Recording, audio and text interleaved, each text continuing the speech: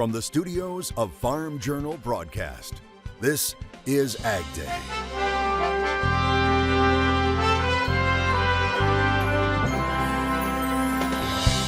Building on a legacy of success.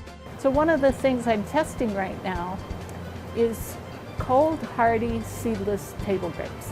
Expanding our knowledge when it comes to growing crops. What are the things that are unique to the crop production system? And raising livestock. We need to do a better job of conserving nutrients. We take a look at the latest research and technology coming out of our land-grant colleges as we dive into the best of our College Roadshow. AgDay is brought to you by Pioneer. Pioneer brand corn has game-winning statistics like a 10 bushel per acre yield advantage. Pioneer brand corn, your best year starts here. Good morning, I'm Clinton Griffiths. What are some of our big ag and technology colleges doing these days? Well, quite a lot, as we found out for ourselves with our broadcast teams as AgDay and U.S. Farm Report hit the road for our annual College Roadshow. Now, our first stop this morning, the University of Nebraska, and a look inside its new Feedlot Innovation Center. Farm Journal's Tyne Morgan shows us why this new facility is so important to the industry. It's a 240 head individual feeding facility. It's a facility we're using for individual animal management research. There's a lot of interest in what can we do with precision technology to improve beef cattle production, and we have a lot of research planned for this facility in coming years. The Kopfenstein Feed Technology Center has 36 commercial-sized pens, which will house 60 head across 4 different housing systems. One of the key questions Erickson says they'll uncover here is how to improve nutrient loss from feed yard systems. We need to do a better job of conserving nutrients. The focus of that in everybody's mind is normally carbon and greenhouse gases. Actually, much of our focus here will be that, but also nitrogen management. So housing systems is one of the greatest ways to change that. Erickson says bottom line is traditional open lots, which is the most common feed yard housing system today, isn't great at conserving nitrogen. So by placing cattle in these deep pit barns, it's a great way to conserve nitrogen while also revealing other essential answers. Well, if you put them in these barns, you get to control the elements some. So in the summertime, there's less heat stress, wintertime, less cold stress. But they're also crowded in pretty good. And so we're looking at how do the cattle perform and behave in those systems? How can we manage nutrients in those systems compared to traditional open lots?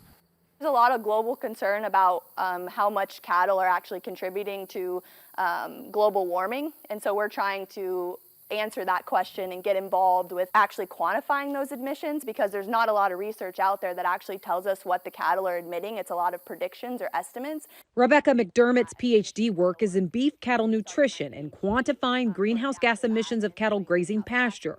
Her classroom, well, it's this, a 27-acre brome grass pasture where you'll find cattle grazing with GPS collars. From tracking cattle in the pasture to now being able to track cattle's feed consumption with individual ID tags in this feeding system, this research could shape the cattle industry in the years ahead. When that tag is scanned by this reader, we've decided, does the animal have access to this bunk, or does the animal have access to this bunk next to it? And we'll have different diets in these bunks that we can compare. So once that animal's ID is read, we've allowed it to either have access or not, and for how long. The Feedlot Innovation Center is tracking and measuring efficiency at every stage, ending with this finishing facility here. I think we'll have real-world application and things that producers can adopt tomorrow. Our next stop on our tour, Purdue University. You know, not every acre in the state of Indiana is covered in corn or soybeans. It's also one of the top producers of mint. And as I discovered, researchers are helping farmers fight a pest threatening to rob them of yield. Before it's infused here, Oh, you know what? I wonder. it starts here. These Indiana mint fields are growing next season's freshness. Like many people, I had no idea Indiana was a big mint producing state.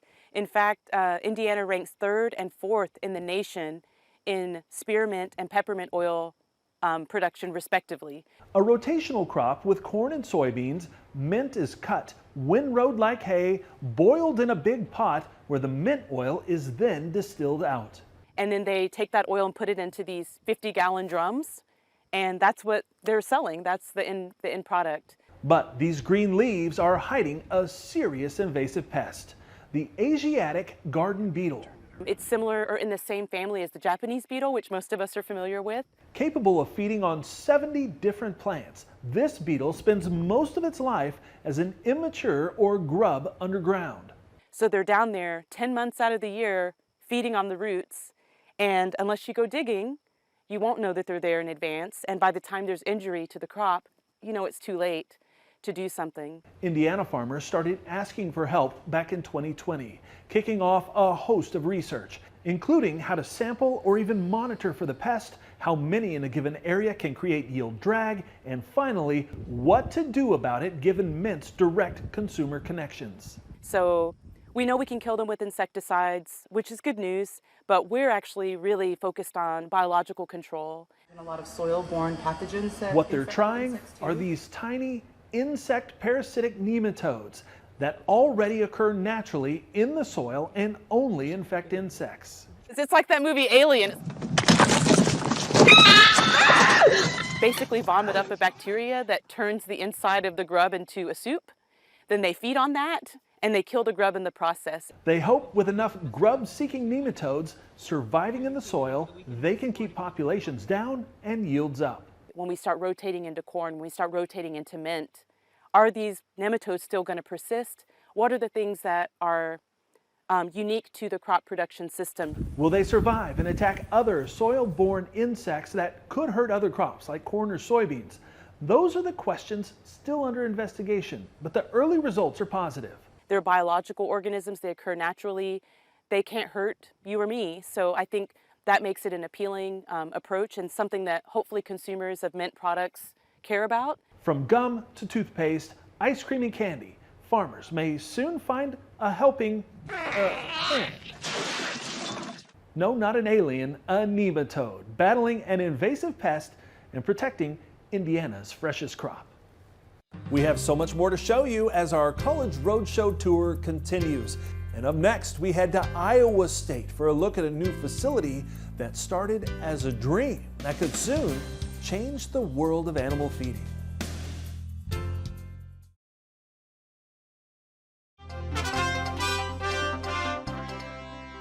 You know, big bowl games aren't the only thing being talked about on college campuses. At Iowa State University, there's a new addition. Farm Journal's Tyne Morgan gives us a tour of the new Kent Feed Mill and Grain Science Complex. This here is our thermal processing treatment. Take a tour through this feed mill and grain science complex. Feed has been mixed and batched, and it's going through heat treatment. And you're getting a peek at some of the most state-of-the-art technology the feed industry has to offer. The high heat and long retention time helps destroy salmonella and E. coli. And then it also improves your feed quality and your nutrition. It's the ISU Kent Feed Mill Grain Science Complex located on the cusp of campus right here at Iowa State. We need students aware and interested in career opportunities in the larger feed and grain industry. That is really what has driven this project and drives what we do here.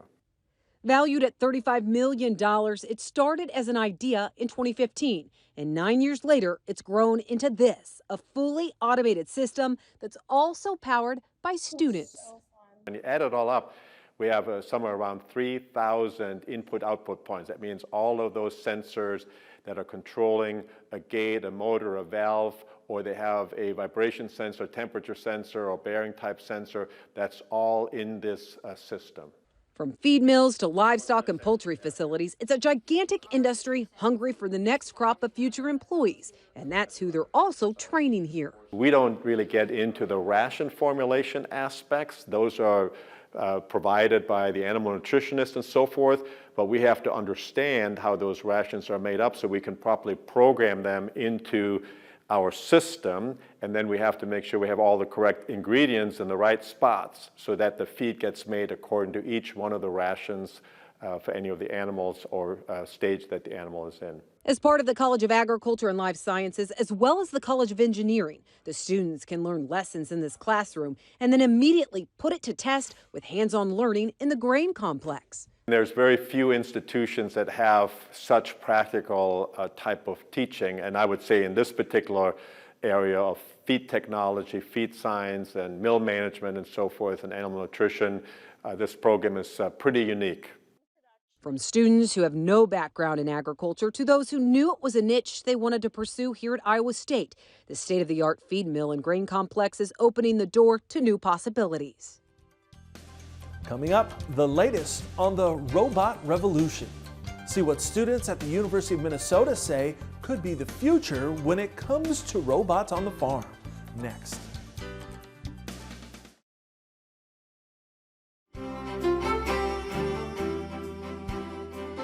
Drones are one of the fastest growing tools adopted by farmers across the U.S. Even though they aren't new, the way farmers are using drones has changed. It's no longer just a toy, it's a valuable tool, but there are some things even a drone can't see from above. And that has sparked a new idea for one team at the University of Minnesota. As Tyne Morgan explains, they decided to revolutionize research with robots. The Agricultural Robotics Lab at the University of Minnesota is filled with every electronic you can imagine and more. Actually, we're trying to let the robot both run and fly. Si Yang is using these electronics to try and solve some of the issues farmers face in their fields every year. For example, there's disease and stress happening on the crop, and they want to first identify the problem, monitor the problem, and eventually manage the problem by applications. We say variable rate application, meaning that for different locations, instead of uniform high rate of fertilizer application or chemical application. Specifically, she's focused on wheat scab, an infection of wheat heads that occurs mainly during flowering. We started with wheat scab disease because it's one of the most devastating wheat disease that not only U.S. farmers, actually farmers all over the world is facing. And we found that the drone didn't solve the problem very well for us, because when the drone fly over the wheat field, the awns are shooting up, which kind of block the view of the side of the spike where the disease shows up. That's when the team came up with this OmniAg robot, a robotic dog. Initially, we designed it for high throughput phenotyping in wheat field for wheat disease detection. And then because of its a smaller scale and versatile in walking and getting used to all terrain situation in the field, we would like to see it running in a cornfield, for example, or even in our forest, just because it's all terrain. It's not just wheat fields. The team is wanting to utilize robotics to solve problems in different crops and different plants, including turf and preventing winter turf damage. Because due to the snow packing during the winter, and some of them will melt and freeze, and that will cause damage to the turf grass. And they would like to see how early the stress can show up, even before visible symptom or visible damage.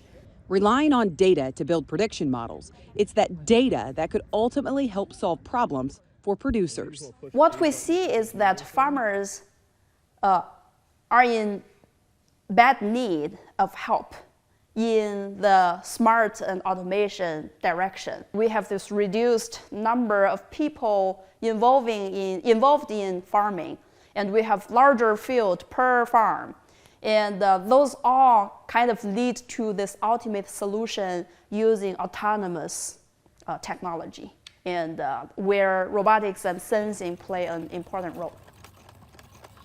As we continue our College Roadshow, we dig into the economics of things on the farm right now. The latest on land values, next.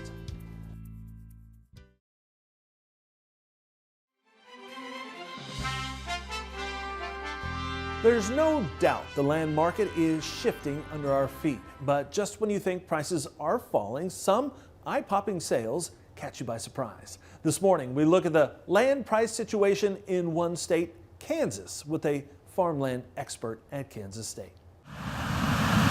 Kansas farmers are dealing with a one-two punch.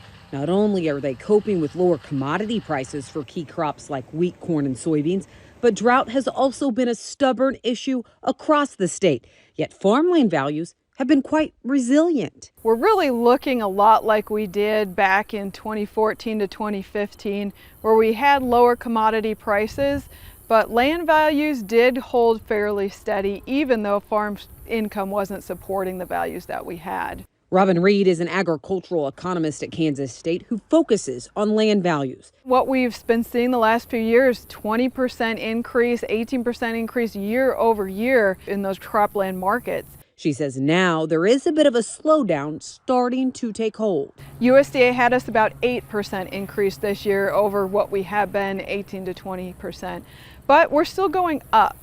And I would say that's probably going to just start slowing down. Here in Kansas, if there's pasture land, especially with good hunting potential, we're seeing a lot of out-of-state or even within-state hunting pressure put on those land values, a lot of times outcompeting what our cattle producers can pay.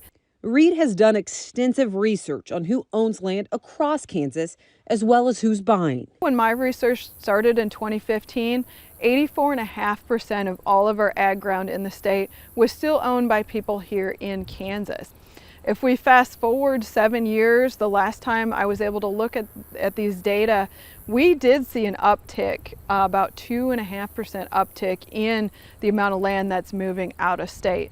She's noticing a surge in the number of baby boomer landowners who are retiring or transitioning that land to the next generation. There's going to be a lot of heirs that just want to sell their parcel. Farmers are still in the driver's seat, but the direction of land values in the months and years ahead relies on one major factor: how long low profitability for row crop farmers persists. But if we do experience this downturn for a number of years, I would expect we're going to start seeing an impact on land values and definitely cash rental rates. Those we're already hearing for next year, trying to negotiate those back down.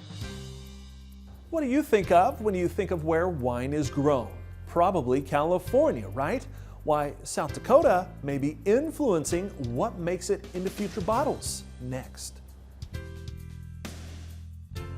The Dairy Report on Ag Day is brought to you by Enogen. Enogen delivers more available energy to your cattle, increased starch digestibility, and improved silage quality. Energize your operation with Enogen corn for feed.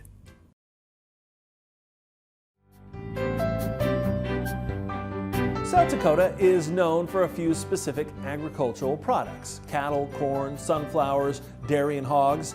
It's hundreds of miles from grape and wine country, but it's where we found one researcher from South Dakota State University working hard to create the next grape innovation. This is where Dr. Fennell feels at home, a greenhouse full of grapevine varieties, helping her discover new useful plant traits that grape breeders can use in the real world. It takes 3 years to get this thing to come into fruit. So if I'm a breeder, I would make a cross, I would plant my seeds, I would wait 3 years. And so this system can help speed up that process. Now, she's been using the genetic sequence of the grapevine since it was released back in 2007 to help guide and identify desirable traits like cold, drought, or disease tolerance. This population is not specifically made to make new cultivars. Rather, it is to identify genes, markers, traits that are important. And breeders are constantly coming up with new potential crosses. So one of the things I'm testing right now is cold, hardy, seedless table grapes. I'm testing them here to see are they going to make it or not. And then we feed that information back, and then maybe there's a new cultivar. She's also working with wine grapes, including new possibilities for red wines. Most wine grapes, the skin has color, the pulp is green. And so to get red wine, we're extracting out of the colors out of the skin. But in a Teinturier, there are a few around that have that trait. The pulp is actually colored. There's cells in the pulp that produce the anthocyanin, which is the color. And if she keeps pulling the genetic string, eventually those traits could end up in wine or juice grapes. New possibilities for a passionate researcher quietly helping the industry evolve from the plains in South Dakota. And that's all the time we have this morning. We're sure glad you tuned in. From all of us here at AgDay, I'm Clinton Griffiths. Have a great day out in farm.